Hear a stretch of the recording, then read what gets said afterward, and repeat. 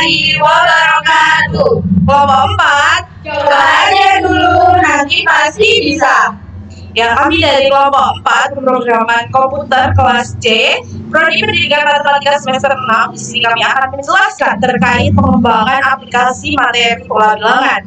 Sebelum memasuki presentasi kami akan mengenalkan kelompok kami. Yang pertama ada saya sendiri, Vina Sabatul. Saya Safira Rizky-Rahmawati. Saya Vina Febriana. Saya Rahma Alfira. Saya Rusa Fitri. Nah, langsung saja, mengapa kita menggunakan pengembangan aplikasi materi pola bilangan? Pengembangan aplikasi pola bilangan ini dibuat karena kurangnya variasi metode dan mode pembelajaran oleh guru matematika. Yang kedua, guru matematika cenderung menggunakan metode lama selama pembelajarannya. Dan yang ketiga, karena siswa kurang memahami materi matematika karena kurang tertarik dengan media pembelajaran yang digunakan. Materi pola bilangan ini konflik karena materi pola bilangan dinilai cukup sulit untuk dipahami oleh siswa. Dan juga waktu pengerjaan yang diberikan oleh guru juga cukup relatif singkat.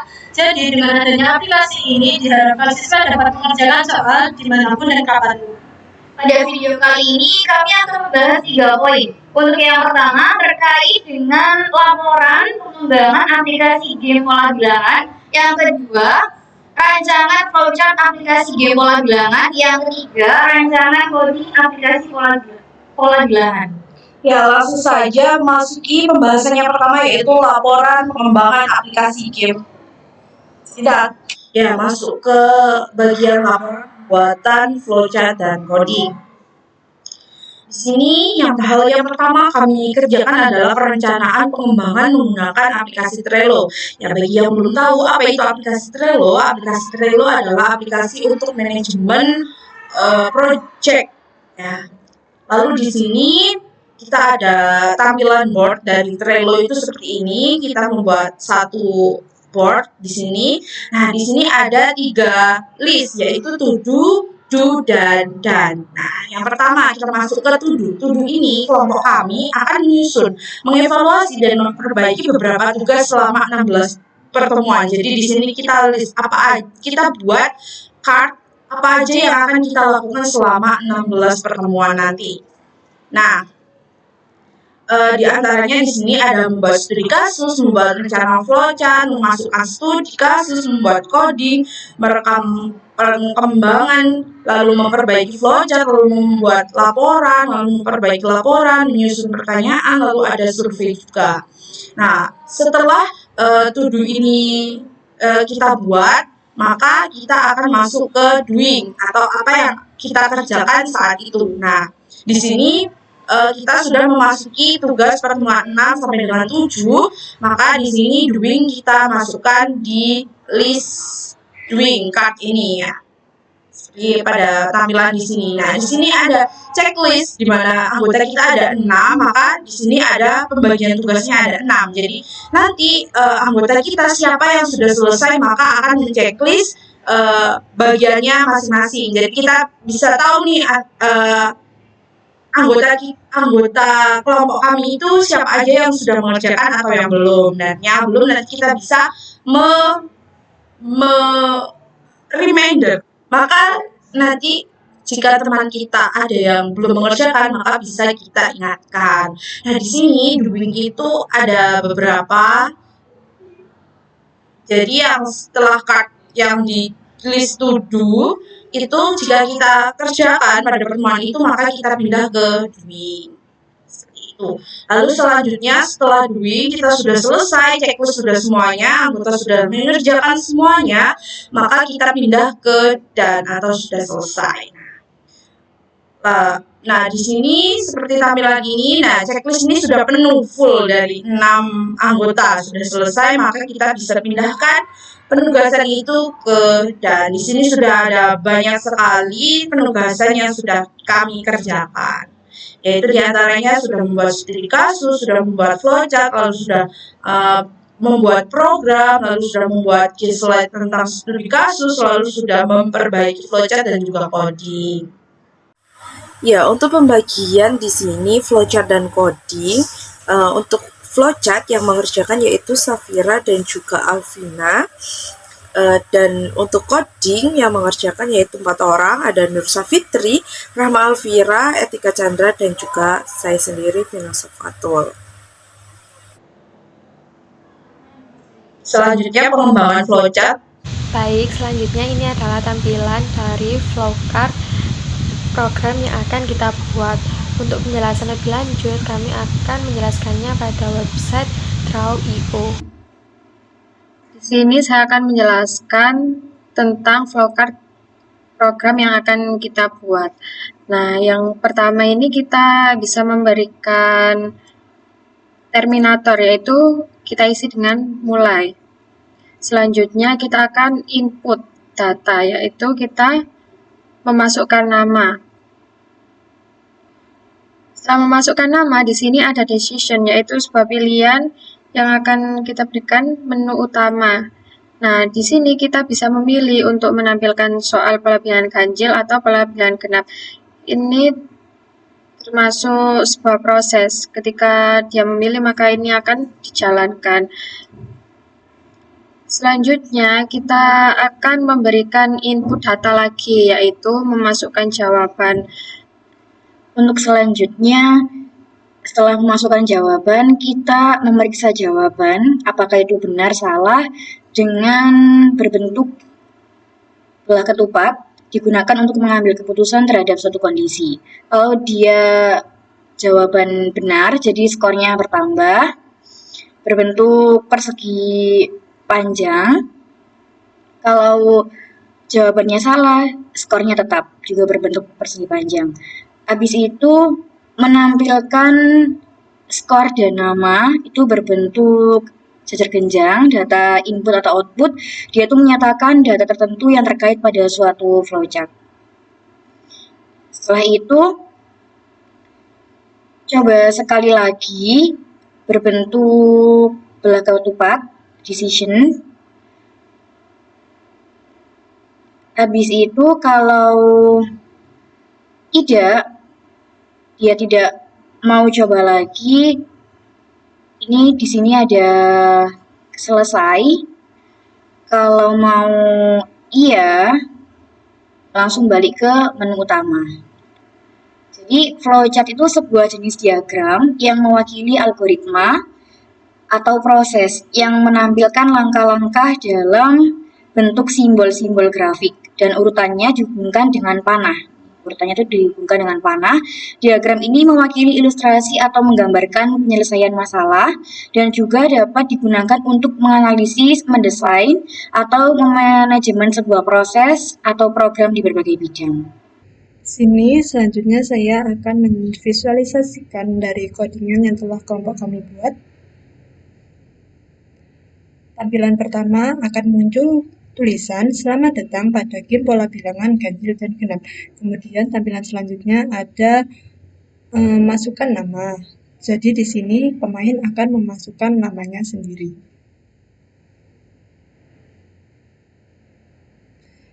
Kemudian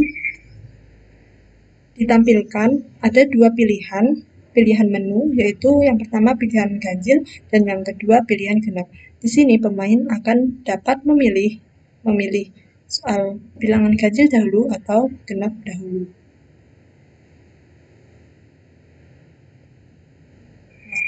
Pada visualisasi kelompok kami, di sini pemain mencontohkan untuk memilih ganjil dahulu.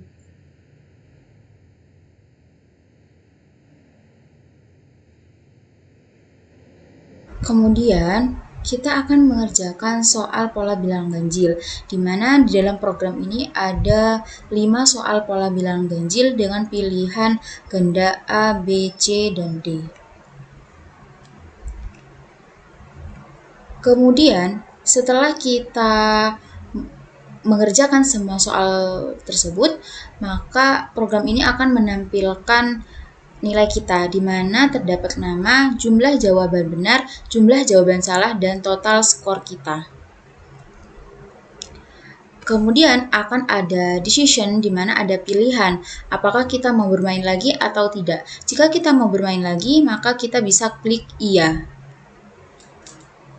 Next, ini adalah visualisasi ketika kita memilih iya pada pertanyaan apakah kamu ingin bermain lagi, maka kita akan langsung dibawa pada pilihan menu, di mana di pilihan menu ini ada pertanyaan apakah kamu ingin bermain soal pola bilangan ganjil atau pola bilangan genap.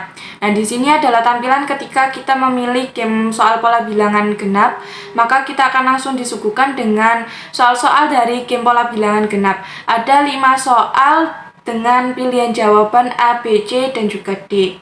Nah, setelah kita selesai mengerjakan semua soal pola bilangan genap, maka akan muncul keterangan skor dari game yang sudah kita mainkan, di mana disertai juga dengan inputan nama yang sudah kita masukkan di awal, keterangan jumlah jawaban benar, salah, dan juga total skor, di mana semuanya merupakan akumulasi dari game pertama yang kita mainkan hingga game terakhir yang kita mainkan.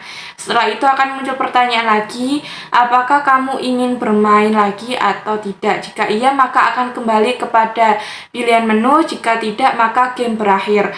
Nah, ketika kita memilih tidak, maka di tampilan akan muncul tulisan permainan Anda berakhir. Terima kasih telah bermain game pola bilangan ganjil dan genap. Setelah ini adalah penjelasan coding dari kelompok kami. Penjelasan coding akan langsung ditampilkan dalam visual video. Di sini saya akan menjelaskan mengenai codingan yang telah kami buat.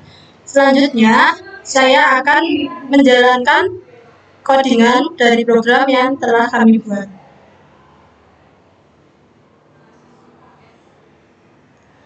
Tampilan awal pada program ini, di sini disajikan kata-kata yaitu selamat datang pada game pola bilangan ganjil dan genap. Kemudian kita akan menuju pada masukkan nama, yaitu di sini siswa atau pemain akan memasukkan namanya. Misalnya di sini saya akan memasukkan nama bernama Ani. Selanjutnya program ini akan menampilkan 2 pilihan menu, yaitu pilihan menu jenis soal ganjil dan jenis soal genap. Di sini ada 2 pilihan kan. Untuk pilihan pertama, pilihan 1 yaitu soal ganjil, dan untuk pilihan 2 adalah soal genap. Di sini saya akan mencoba untuk mengerjakan soal ganjil terlebih dahulu dengan pilihan nomor 1. Selanjutnya akan ditampilkan soal, dan ini soal nomor pertama. Di sini muncul soalnya dan ada 4 pilihan jawaban, yaitu A, B, C, dan D. Di sini saya akan mencoba untuk menjawab pertanyaan dengan jawaban B. Karena jawaban ini salah, maka akan terdapat tampilan kata, yaitu sayang sekali jawaban Anda salah. Selanjutnya untuk soal yang kedua, saya akan mencoba untuk menjawab pertanyaan dengan jawaban A. Karena jawaban ini benar, maka tampilan yang tampil pada program ini yaitu kata-katanya, wah jawaban Anda benar sekali. Begitu juga seterusnya untuk soal selanjutnya.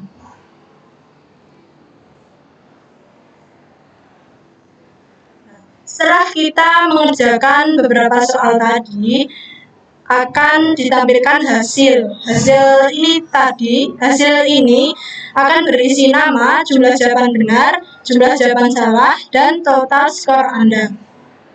Namanya tadi sudah termasuk pada kita masukkan pada awal. Tadi saya memasukkan nama Ani, jadi ditampilkan di sini namanya Ani, dan jumlah jawaban benarnya ada 2, jumlah jawaban salahnya ada 3, sehingga total skor saya ini adalah 40.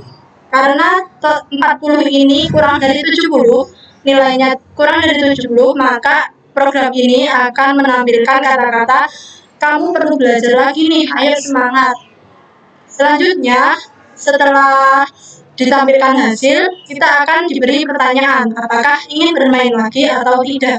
Apabila ingin bermain lagi, kita jawab ya. Bila tidak, kita jawab tidak. Karena di sini kita akan bermain lagi, maka kita jawab ya. Karena tadi kita sudah memilih iya, maka kita akan bermain lagi. Kemudian akan ada decision di mana ada pilihan 1, 2, di mana angka 1 itu soal untuk pola bilangan ganjil dan angka 2 untuk soal pola bilangan genap. Tadi kita sudah mengerjakan soal pola bilangan ganjil tapi nilainya kecil. Jadi kita akan bermain lagi dengan soal pola bilangan ganjil. Maka kita klik angka 1. Kemudian akan menampilkan nomor 1 sama seperti soal yang tadi. Kita jawab misalnya soal yang pertama kita jawab C. Ternyata jawaban kita benar. Terus soal yang kedua kita jawab misalnya kita jawab A. Ternyata jawaban juga benar. Terus selanjutnya akan soal yang ketiga jawab B. Terus soal yang keempat kita jawab D. Terus soal yang kelima kita jawab B. Nah, setelah kita mengerjakan semua soal, maka akan menampilkan hasil dari pekerjaan kita tadi. Di sini ada nama, jumlah jawaban benar, jumlah jawaban salah, dan total skor. Di sini tadi kita menginput nama Ani, maka di sini akan muncul nama Ani dan jumlah jawaban benar kita ada 7 dan jumlah jawaban salah kita ada 3. Untuk total skornya 140. Nah, karena nilai kita bagus di atas 70, maka program ini akan menampilkan, wah nilai kamu bagus sekali. Seperti itu. Kemudian di sini akan ada decision di mana ada pilihan kita mau bermain lagi atau tidak. Jika mau bermain lagi, maka bisa klik iya, kalau tidak bisa klik tidak. Kita memilih bermain lagi ya.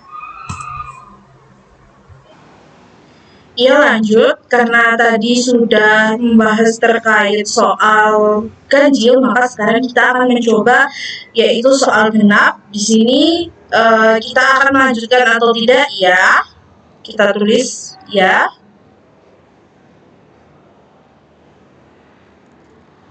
Lalu kita enter. Nah, di sini ada pertanyaan kembali ke atas yaitu ganjil atau genap. Kita akan mencoba genap, maka kita tulis 2. Nah, di sini sudah masuk ke soal pertama. Kita tinggal menjawab, memasukkan jawaban apa, A, B, atau C, atau D. Di sini saya akan menjawab B. Nah, selanjutnya yang kedua saya akan menjawab A. Di sini saya akan menjawab B lagi. Di sini menjawab D. Di sini menjawab A. Nah, di sini sudah tertera lagi nilainya. Di sini juga akan ditanyakan kembali, kita akan melanjutkan bermain lagi atau tidak. Karena tadi nilainya jelek, banyak yang salah ya di atas terlihat, maka kita bisa melanjutkan kembali. Oke teman-teman, karena tadi nilainya masih kurang ya, masih ada 3 soal yang dijawab dengan salah, maka kita akan mengulang mengerjakan soal pola bilangan genap. Jadi, apakah Anda ingin bermain lagi? Kita ketik di sini ya. Ya, maka akan kembali ke pilihan soal ganjil atau genap. Karena kita akan mengerjakan soal genap, maka kita ketik 2. Nah, di sini akan mulai muncul soal yang pertama tadi. Ini kita jawab B. Oke. Nah, di sini jawaban benar. Kemudian akan lanjut ke soal yang kedua. Soal ketiga. Keempat, dan yang terakhir kelima.